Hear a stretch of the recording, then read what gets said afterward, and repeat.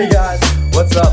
We're back to the podcast, M&D, and today we're going to be talking about protein and how it works in our bodies. So my first question for you, Matthew, is how is protein made in our bodies?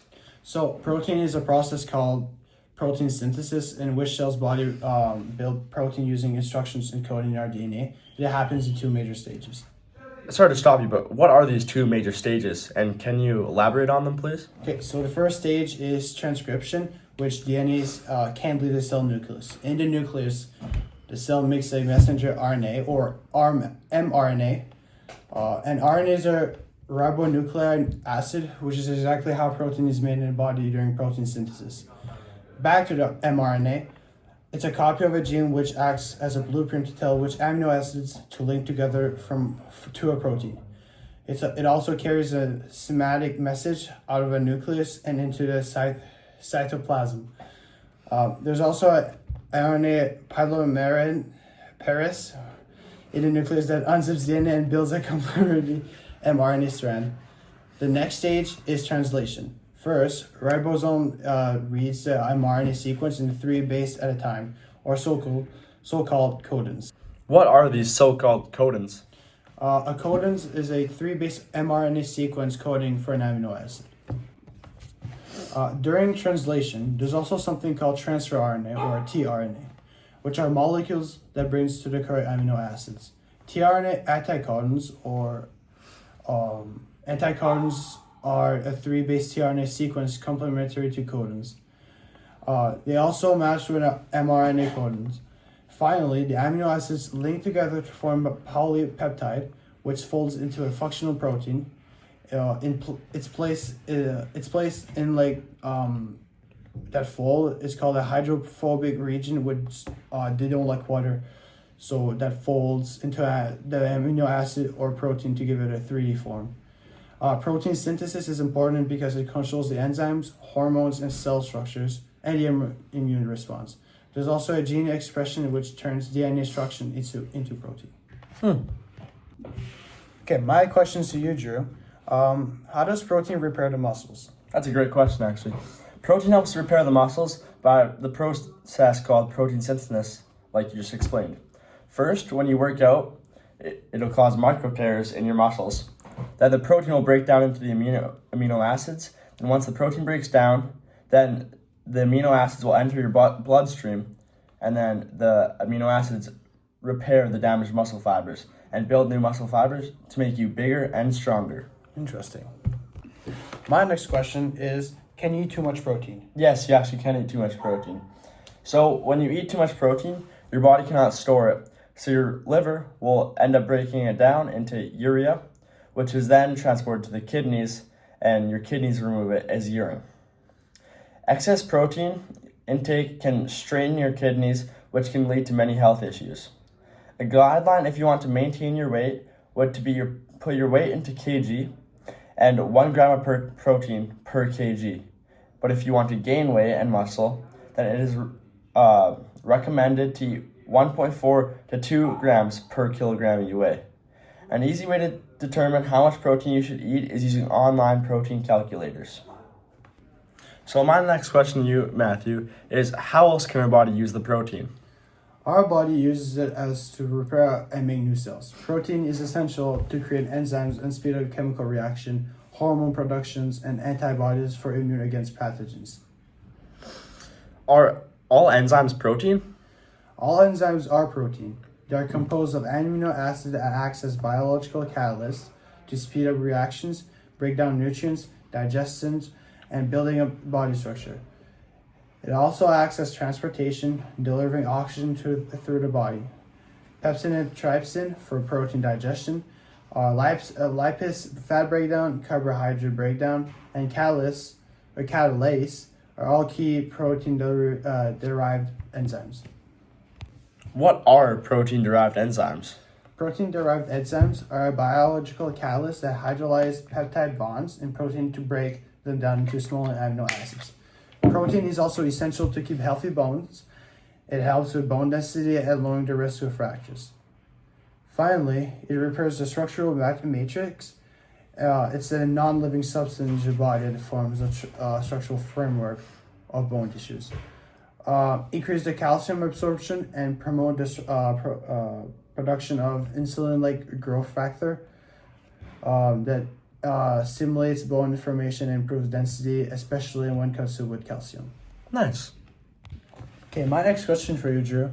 How does protein make us stronger? So protein actually plays a major role in making your body stronger because it gives you the amino acids you need to repair those muscle fibers that you tear when you exercise.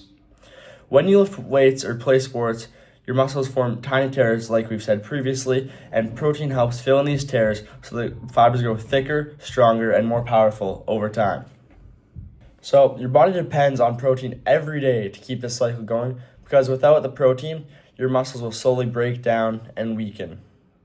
Eating more protein can help you build strength, but only to a certain limit, as we said previously, that after that limit, it's just you're eating for no reason.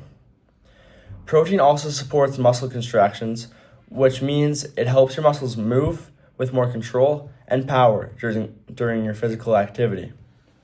It helps your body use energy in a steady way so you can stay active for longer periods without feeling worn out or tired. Protein also protects your muscles during long workouts and helps you recover faster afterwards so you can return to training with less soreness and you're ready to go. Over time, this steady supply of protein helps you stay stronger, healthy, and ready for any challenges you may put your muscles to. So quickly before we get started on this next topic here, can you explain to us what are amino acids? Okay, so amino acids is an organic compound that serves as the fundamental building blocks for protein. So the next topic I'm going to talk about is where and how are amino acids made. Okay. So then where are these amino acids made? Amino acids are created through biological synthesis. So it's the process of combining simpler molecules or elements to create more complex substances in the cells of living organisms, primarily plants, bacteria, and fungi. The key location to find them are within living organisms like cows or plants, bacteria inside the human body or inside the cells. There's also fermentation and enzymes reactions that contains amino acids. Simple amino acids can also be created from methane and water using energy sources like lightning. So what are the three main types of protein? Our first type of protein is whey protein. Whey protein comes from milk and your body absorbs it fast, which makes it a strong choice for building muscle after a strong workout. When whey is turned into isolate, it goes through extra filtering that removes most of the fat and sugar. This makes the powder almost pure protein and it feels light and clean when you drink it. This is why many people like to choose it because it helps their muscles recover quickly and it doesn't make you feel heavy or bloated or anything. Our next type of protein is casein protein. This works in a different way because your body breaks it down slowly. It gives your muscles a steady flow of amino acids for many hours, which is why people often take it before they go to sleep. Casein is thicker and heavier than whey, and it does not go through the same filtering steps. Because of this, it cannot be made into isolate. Even though it is not isolate, it is still helpful because it protects your muscles from breaking down while you rest. Our last set of protein is plant-based protein. This comes from things like soy, peas, rice, or hemp. These powders are great for people who do not want dairy and they still need help with their muscle repair and recovery. Plant-based protein is not isolate because it does not reach the same level of purity as whey isolate. Each plant source has its own mix of amino acids and the powder does not go through the same filtering process. Even though it is not isolate, it is still a solid option for people who want a natural or vegan way to get more protein in them. So to quickly conclude everything we said, so protein synthesis happens in two major stages: transcription, where a gene in the DNA is copied to an mRNA inside the nucleus, and translation, where a ribosome reads the mRNA codons and uses the tRNA delivered amino acids to build a polypeptide that folds into a functional protein. There's also codons, which are a 3-base mRNA sequence that specify amino acids, and during translation, 61 codon codes for the 20 amino acids, and while 3 serves as a stop signal. The next part, where talked about how our protein uses the protein, it supports the body by repairing the muscle tissues, building new cells, and creating enzymes, hormones, and antibodies, and all of which keep the metabolism, immunity, and essential functioning running smoothly. All enzymes and proteins and these protein-derived catalysts, and like peptide, trypsin, lipase, and catalase, breaks down nutrients, transports molecules such as oxygen, and also help maintain strong bones and supporting bone density, calcium absorption, and production of growth stimulating factors. And finally, where and how are amino acids created? They are in organic molecules that acts as a building block for protein and living organisms, making them inside the cells through metabolic pathways. Introduced in plants, bacteria, fungi, and animals using intermediates from glycolysis and a citric acid cycle, or through industrial fermentation or commercial use.